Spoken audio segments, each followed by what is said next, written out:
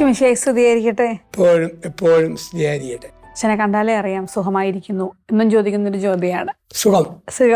അയ്യോ, നമ്മൾ ഒത്തിരി എപ്പിസോഡുകളൊക്കെ പിന്നിട്ടു കേട്ടോ. കുറേ അധികം എപ്പിസോഡുകളൊക്കെ കഴിഞ്ഞു അല്ലേ? ഒരുപാട് 100 ആയിട്ടില്ല, പക്ഷെ എങ്കിലും അതിനോടൊക്കെ അടുക്കാൻ തുടങ്ങിയിട്ടുണ്ട്. അപ്പൊ എന്തോരം വിശേഷങ്ങൾ പറഞ്ഞു അല്ലേ? കുടുംബജീവിതത്തെ പറ്റി പറഞ്ഞാലും തീരില്ലാത്ത ഒരു കടൽ പോലത്തെ ഒരു സബ്ജക്റ്റ് ആണെന്നുള്ളത് എന്തായാലും അച്ഛൻ്റെ സംസാരിച്ചത് പ്രൂവ് ചെയ്തുകൊണ്ടിരിക്കുകയാണ്. അപ്പം കാരണം കാലഘട്ടം മാറുകയാണല്ലോ, പഴയ പ്രശ്നങ്ങളല്ല, ഇന്ന് പുതിയ പ്രശ്നങ്ങൾ വരുവാണ്. അപ്പോൾ ആ പ്രശ്നങ്ങളായിക്കോട്ടെ ഇന്നെന്ന് ഞാൻ വിചാരിച്ചു. പ്രശ്നങ്ങൾ ഉണ്ടാകുന്നതിൻ്റെ ചില കാരണങ്ങൾ, ഈ ദാമ്പത്തിക തകർച്ചയെപ്പറ്റി ഇന്നിപ്പം അടിക്കടി ഉണ്ടാകുന്ന ഒത്തിരി ഇഷ്യൂസ് പത്രങ്ങളിലും അതൊക്കെ കാണുന്നുണ്ട്. അപ്പം അതിനെക്കുറിച്ചൊന്ന് ചർച്ച ചെയ്താലെന്നാണ് ഇന്ന് മനസ്സിൽ തോന്നുന്ന കാര്യം. ശരി. പ്രത്യേകിച്ച് കുടുംബ കോടതിയും കേസുകളുമൊക്കെ ഒരുപാട് വർദ്ധിച്ചു വരുന്ന ലോകത്തിലാണ് നമ്മൾ. അപ്പം അങ്ങനെയുള്ള ലോകത്തിൽ ശ്രദ്ധിച്ചില്ലെങ്കിൽ ഒരുപാട് ഭവിഷ്യത്തുകളുണ്ടാകാം, ശ്രദ്ധിച്ചാൽ നേടാൻ പറ്റും.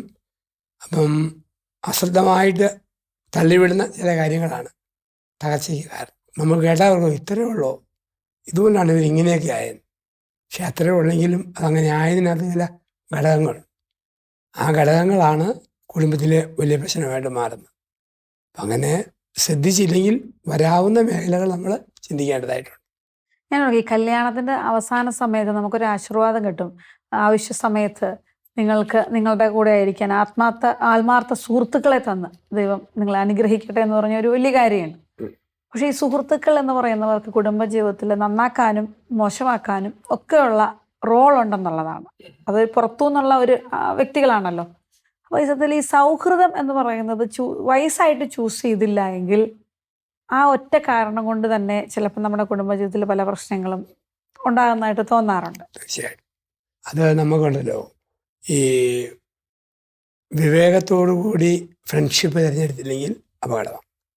പഠിക്കുന്ന കുട്ടികൾ ചീത്ത കുട്ടികളോട് കൂട്ടുകൂടുമ്പോൾ ഇവരും മോശമായിട്ട് മാറും. ഒരു തക്കാളിപ്പഴം ചീഞ്ഞിരിക്കുന്നു, അതിന് ചുറ്റും 5 നല്ല തക്കാളിപ്പഴം. ഈ 5 കൂടെ നോക്കിയാലും ചീഞ്ഞെന്ന് മാറ്റാൻ പറ്റുമല്ല. ഇത് ഒന്നിന് 5 ചീയിക്കാനേ പറ്റൂ. അതാണ് ഫ്രണ്ട്ഷിപ്പ്. നമ്മൾ നീ ആരെന്ന് പറയാം, നിൻ്റെ ഫ്രണ്ട്സ് ആരെന്ന് പറയാൻ പറയും. അതുകൊണ്ടാണ് ഒരിക്കലും ഇങ്ങനൊരു രാമനാഥൻ എന്ന് പറയുന്ന തമിഴ്നാട്ടിലെ സംഗീതജ്ഞൻ പറയുന്നുണ്ട്, മനുഷ്യൻ്റെ 4 കാര്യങ്ങൾ സ്വാധീനിക്കും. 1 പേരൻസ്, 2 ടീച്ചേഴ്സ്, 3 ബുക്സ്, 4 ഫ്രണ്ട്സ്. പ്രധാനപ്പെട്ടതാണ്. നമ്മുടെ ചില പിള്ളേരുടെ ഭാവി കുഴപ്പുന്നത് മോശം കൂട്ടുകേട്, പുകവലി, മയക്കുമരുന്ന്, മദ്യപാനം. ആ ക്യാരക്ടർ ഉള്ള കുട്ടികളോട് കൂട്ടുകൂടുമ്പം ഇവരും തകർന്നു. അവിടെ ഈ സ്വഭാവം തന്നെ വിവാഹത്തിന് ശേഷവും തുടരാം. നമ്മൾ കാണുന്നുണ്ട് ബൈബിളിൽ, കർത്താവിൻ്റെ കൂടെ നടക്കേണ്ട പത്രോസ് പണിക്കാരുടെ കൂടെ തീകായം പോയപ്പോഴാണ് അപകടം ഉണ്ടായത്. അപ്പം നമ്മൾ ചൂസ് ചെയ്യുന്ന ഫ്രണ്ട്ഷിപ്പ് തകർച്ചയ്ക്ക് കാരണമായിട്ട് മാറും. ഉദാഹരണം, ഭാര്യയുടെ കൂടെ സമയം ചെലവഴിക്കേണ്ട ഭർത്താവ് വൈകുന്നേരം ചുമ്മാ തെരുവീട്ട് പോലെ കറങ്ങി വായും പൊടിച്ച് നടക്കുക, സിറ്റിയിൽ കൂടെ കരിങ്കയിലും ഇരുന്ന് ക്ലബിൽ ഇരുന്ന് ചായക്കടലിൽ ഇരുന്ന് 9:30 വലിഞ്ഞ് വീട്ടിൽ വരും. തെറ്റായ ഫ്രണ്ട്ഷിപ്പാണ്. അല്ലെങ്കിൽ നമുക്ക് 2 പേർക്ക് അടിക്കാവിടാ എന്നുള്ള കൂട്ടുകാരോട് പാറി പോവുക, കുടിക്കാൻ പോവുക, തെറ്റായ സൗഹൃദമാണ്. അല്ലെ പുകവലി, മയക്കുമരുന്ന് അഡിക്ഷനായവർ, അവരോട് ചേരുക, ഈ തെറ്റായ സൗഹൃദങ്ങളാണ്. അപ്പം അങ്ങനെയുള്ള സൗഹൃദങ്ങൾ കുടുംബത്തിൻ്റെ ബലത്തെ നശിപ്പിക്കും. ഭാര്യയെ തകർക്കും, മക്കളെ തകർക്കും, ബലം നഷ്ടപ്പെടും. നമ്മൾ ഏറ്റവും കൂടുതൽ കല്യാണം കഴിച്ചു കഴിഞ്ഞാൽ ഇന്ന് മുതൽ മരണം വരെ എൻ്റെ പാർട്ട്ണർ കൂടി ഇരിക്കേണ്ട ആളാണ്.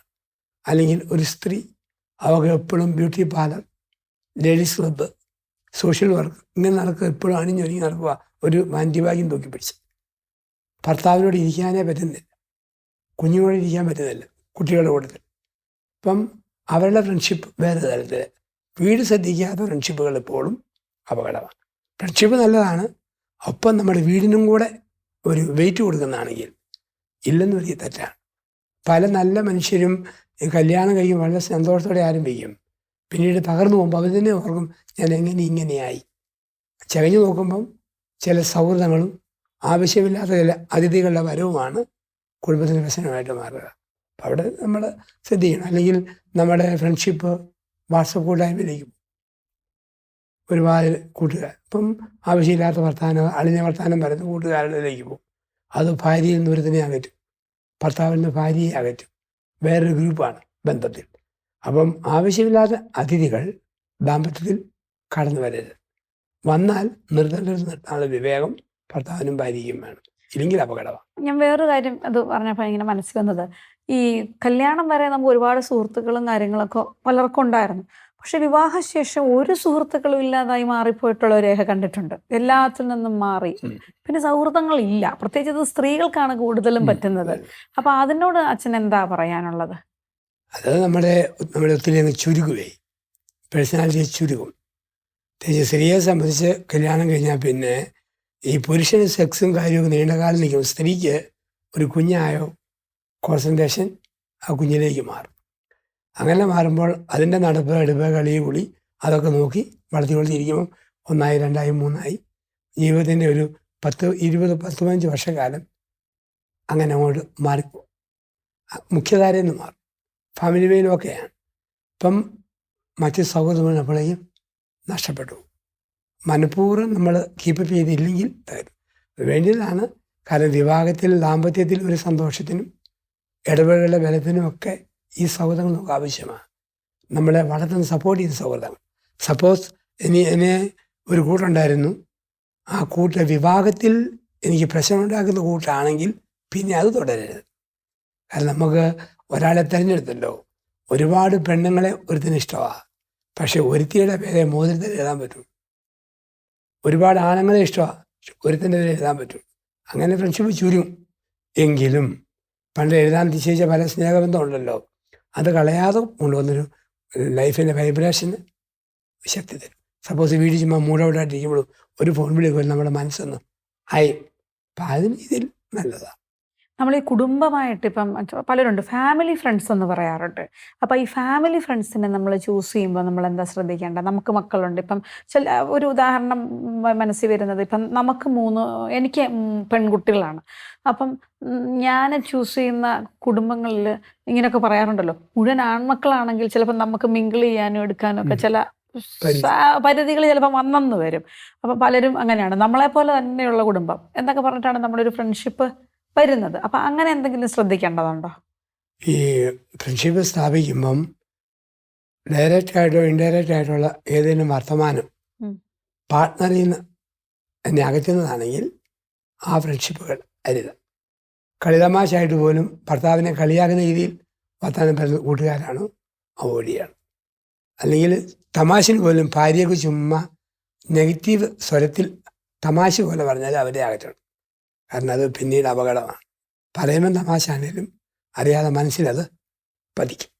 പിന്നെ വരുമ്പോഴത്തേക്ക് ആ ഫ്രണ്ട്ഷിപ്പിന് വരുമ്പോഴത്തേക്ക് കള്ളുകൂടി, പുകവലി, ചുമ്മാ ബ്ലൂ ബില്ലിയും വേറൊരു പ്ലീസ് ആ രീതിയിലുള്ളതുകൊണ്ട്. അപ്പം അങ്ങനത്തെ ഇപ്പം അല്ല കീ ചേഞ്ച് എന്നൊക്കെ പറഞ്ഞ് വലിയ വലിയ സിറ്റികളിലുണ്ട്. എല്ലാവരും വരുന്നു, താക്കോല് മേശപ്പെട്ട് തരുന്നു, മിക്സ് ചെയ്യുന്നു, ഒരു താക്കോലെടുക്കാം, അതിൻ്റെ ഉടമസ്ഥയും കൊണ്ട് ഒരുത്തിന് പോകാം. ഫ്രണ്ട്സ് തന്നെ ഒരു ക്ലബ്ബ്. ഇപ്പോഴത്തെ പുതിയ ട്രെൻഡുകളാണല്ലോ ഇതൊക്കെ. 30 ഭർത്താക്കന്മാരും ഭാര്യമാരും കീ എക്സ്ചേഞ്ച് ചെയ്യുക, ചുമ്മാ ഇട്ടിട്ട് ഒരു കീ എടുക്കും, അതിൻ്റെ ഉടമസ്ഥ ആരും അവിടെ കൂടെ ആവും പോകും. എല്ലാവരും മാറി മാറി ചെയ്യും. അങ്ങനെയൊക്കെ നമുക്ക് കറകച്ചാലിലൊക്കെ ഓരോരോ പ്രശ്നങ്ങളുണ്ടായതിനെ കുറിച്ച് വാർത്ത വന്നിരുന്നു. ഇതിൻ്റെ പല രൂപങ്ങളിൽ പാവങ്ങളിൽ. അപ്പം അവിടെയാണ് വിഡ്ഢിത്തത്തിൻ്റെ ഫ്രണ്ട്ഷിപ്പ് എടുക്കരുത്, വിവേകമുള്ള ഫ്രണ്ട്ഷിപ്പാണ്. എൻ്റെ ഭാര്യയ്ക്ക് നല്ലത്, എൻ്റെ ഭർത്താവിന് നല്ലത്, എൻ്റെ കുഞ്ഞുങ്ങൾക്ക് നല്ലത്, എൻ്റെ കുടുംബത്തിന് നല്ലത്. ആ സൗഹൃദങ്ങളിൽ തിരഞ്ഞെടുക്കാൻ പാടും. അല്ല, ചിലരിങ്ങനെ എപ്പോഴും പറയുന്നേക്കാം, എൻ്റെ കുടുംബം, എൻ്റെ ഭർത്താവ്, എൻ്റെ മക്കൾ, അതിനപ്പുറത്തേക്ക് ഒന്നിലും ഇടപെടത്തില്ല, അങ്ങനെ മറ്റുള്ളവരുടെ കാര്യങ്ങളിൽ ഇടപെടില്ല. അങ്ങനെ കുറേ, അത് നല്ലതാണോ ചീത്തയാണോ എന്നൊക്കെ എനിക്ക് പലപ്പോഴും ഇങ്ങനെ തോന്നിയിട്ടുണ്ട്. വേറെ ഒരു ട്രിപ്പ് പോയാൽ അവർ മാത്രം, ഫാമിലി മാത്രമേ ഉള്ളൂ, വേറെ ആരെയും കൂട്ടില്ല. അപ്പം ചിലപ്പോൾ നമ്മുടെ ചിന്താഗതിയുടെ പ്രത്യേകം, നമ്മൾ ഓരോരുത്തരും ഓരോ വ്യത്യസ്തരായ ചിന്തകളുള്ളവരാണല്ലോ. പക്ഷേ നമ്മൾ കുറേ പേരൊക്കെ സഹകരണം ഉണ്ടാവണ്ടേ? ഇങ്ങനെ നമ്മളും നമ്മുടെ ഫാമിലി മാത്രമാകാതെ നിർബന്ധമായിട്ടും നമുക്ക് സുഹൃത്തുക്കൾ വേണ്ടേ? തീർച്ചയായും. അത് അങ്ങനെ ഒരു രീതിയിൽ ഞാൻ, എൻ്റെ ഭാര്യ, എൻ്റെ ഭർത്താവ് ആ രീതി പറഞ്ഞ് വളർന്നാൽ കുഞ്ഞുങ്ങൾ സെൽഫിഷാവും. അവരും വളരെ സ്വാർത്ഥരായിട്ട് മാറും. അതേസമയത്ത് പേരൻസ് ഒന്ന് മിങ്കിൾ ചെയ്ത് ഇടപെട്ട് പോകുമ്പം കുഞ്ഞുങ്ങളും ഫ്രണ്ട്ഷിപ്പുകളും സ്ഥാപിക്കും. ഇല്ലെങ്കിൽ വളരെ ശോഭിക്കേണ്ട വളരെ ചെറുതായിട്ട് പോകും. നമുക്ക് ഫ്രണ്ട്ഷിപ്പ് വേണം. ഫാമിലി, എൻ്റെ ഫാമിലി, എൻ്റെ ഭർത്താവ്, എൻ്റെ ഭാര്യ, മക്കൾ, അത് പ്രധാനം, ഒന്നാം സ്ഥാനം അതിനാണ്. പക്ഷെ അതിനോടൊപ്പം തന്നെ സൈഡായിട്ടുള്ളത് നമ്മൾ കളയാതെ കൊണ്ടുപോകണം. എനിക്ക് നമ്മുടെ വീട്ടിലൊക്കെ ഒരു മരണമൊക്കെ സംഭവിക്കുമ്പോഴായിരിക്കും ഈ സൗഹൃദങ്ങളുടെയൊക്കെ ആഴം മനസ്സിലാകുന്നു. ഓടിയെത്താനും ഒരു അപകടം പറ്റിയാൽ പ്രത്യേകിച്ചും കോവിഡ് കാലത്താണ് അത് ശരിക്കും മനസ്സിലായത്. സുഹൃത്തുക്കളുള്ളവരൊക്കെ കഞ്ഞി കുടിച്ച് ജീവിച്ചു, ഭക്ഷണം കിട്ടി ഒക്കെ പോയി ഒക്കെ ആയിട്ട് ഒരു സഹകരണം എപ്പോഴും ഉള്ളത് ഒരു വലിയ സ്ട്രെങ്ത് ആണല്ലോ. ഞാൻ ഓർക്കണം അച്ഛൻ പറഞ്ഞ ചില കാര്യങ്ങൾ പറഞ്ഞപ്പോൾ ഓർത്ത് ഈ ഒരു നൈമിഷികമായ കുറേ സുഖങ്ങൾക്ക് വേണ്ടിയിട്ട് ഇങ്ങനെ ഫ്രണ്ട്ഷിപ്പിനെയൊക്കെ വെച്ച് ദാമ്പത്തിക തകർച്ചയുടെ ഒരു പ്രധാനപ്പെട്ട രണ്ടാമത്തെ പോയിന്റായിട്ട് വേണം നമുക്കതിനെ പറയാം. കുറേ മദ്യപാനം തുടങ്ങിയ പല പല കാര്യങ്ങളുണ്ട്. ഇന്നിപ്പം പറഞ്ഞ പോലെ നേരത്തെ പറഞ്ഞ പോലത്തെ കാര്യങ്ങളടക്കം എല്ലാം വരുന്നുണ്ട്. അപ്പോൾ ദാമ്പത്തിക തകർച്ചയെ ഇതെങ്ങനെയാണൊന്ന് സ്വാധീനിക്കുന്നത്? ഈ നൈമിഷികമായ സുഖതേടലുകൾ പലപ്പോഴും ഒരു വലിയ അപകടമാണ്. അത് പർദീസായി പറയുന്ന വാക്കുണ്ട്, പഴം തിന്നുക. പഴം എന്ന് വെച്ചാൽ ചക്കപ്പഴം, മാങ്ങാപ്പഴം, പേരയ്ക്ക പോലും പഴമല്ല. പഴം എന്ന് പറഞ്ഞാൽ പെട്ടെന്ന് തീരുന്ന സുഖമാണ് പഴം. പഴുതാൽ പിന്നെ അധികം നിൽക്കുകയല്ല. സാത്താൻ്റെ പ്രലോഭനം എപ്പോഴും പെട്ടെന്ന് തീരുന്ന സുഖം തേടുക, പഴം തിന്നുക. ദൈവത്തിൻ്റെ സ്വഭാവം പഴം തിന്നരുത്. രണ്ട് വ്യാഖ്യാനം വരുന്നുണ്ട്. അപ്പോൾ ഈ മലയാളത്തിൽ ഒരുപാട് ഓടിയ ഒരു നല്ല പടമായിരുന്നു, സുരേഷ് ഗോപി നായകനായിരുന്ന അക്ഷരത്തെറ്റ്. പഴയ പടം നല്ല സൂപ്പർ പടമായിരുന്നു. അപ്പം നല്ല ദാമ്പത്യ ജീവിതമുണ്ട്, ഭംഗിയായിട്ട് പോയി കഴിഞ്ഞപ്പം ബാങ്കിൽ വന്ന ഒരു സ്ത്രീ കസ്റ്റമറുമായിട്ട് അടുപ്പമായി. ഒന്നും ഓർത്തോണ്ടല്ല, ഭാര്യ കൊണ്ട് അവളെ വീട്ടിലെങ്ങാണ്ട് വിട്ടേച്ച് വന്ന വഴിക്ക് വന്നു, വണ്ടി കേടായി.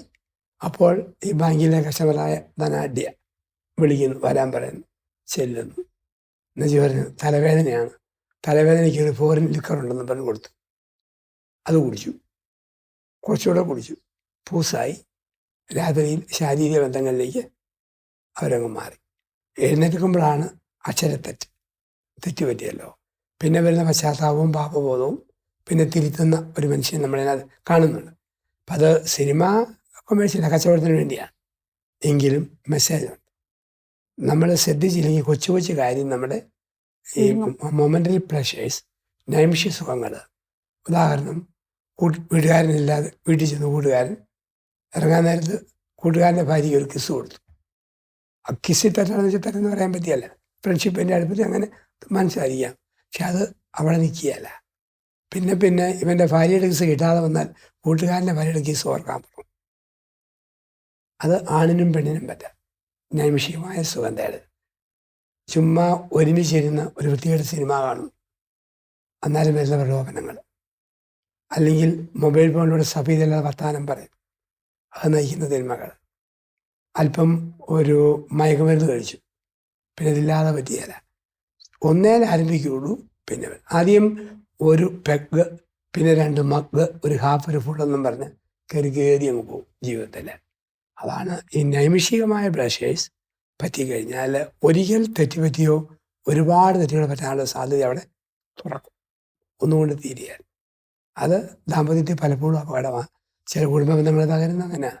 ഭാര്യ നോക്കുമ്പം കോൾ ഹിസ്റ്ററി കിടക്കുക, ഭർത്താവ് പങ്കെടുക്കുക കോൾ ഹിസ്റ്ററി, ഒരിക്കലും പ്രതീക്ഷിക്കാത്ത ബന്ധങ്ങളിൽ. ഇത് ഒരു അപകടം. നമുക്ക് ഫ്രീ ആയിട്ട് ഇടപെടാൻ പറ്റില്ല, അല്ലേ? എല്ലാത്തിലും ഒരു മറയും, എല്ലാത്തിലും ഒരു രഹസ്യ സ്വഭാവവും എല്ലാം വന്നു പോകും.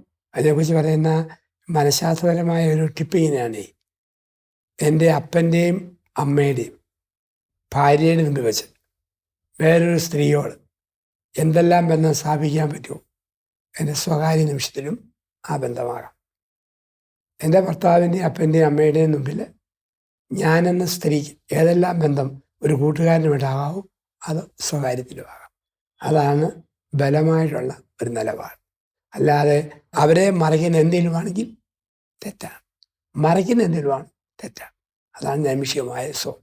അത് പിന്നീട് അറിയാത്ത ആഴങ്ങളിലേക്ക് കുടുംബത്തെ നയിച്ചുകൊണ്ടിരിക്കും. അപ്പം എനിക്കൊന്ന് തുടക്കത്തിലെ തന്നെ എന്നുള്ളണം, അല്ലേ?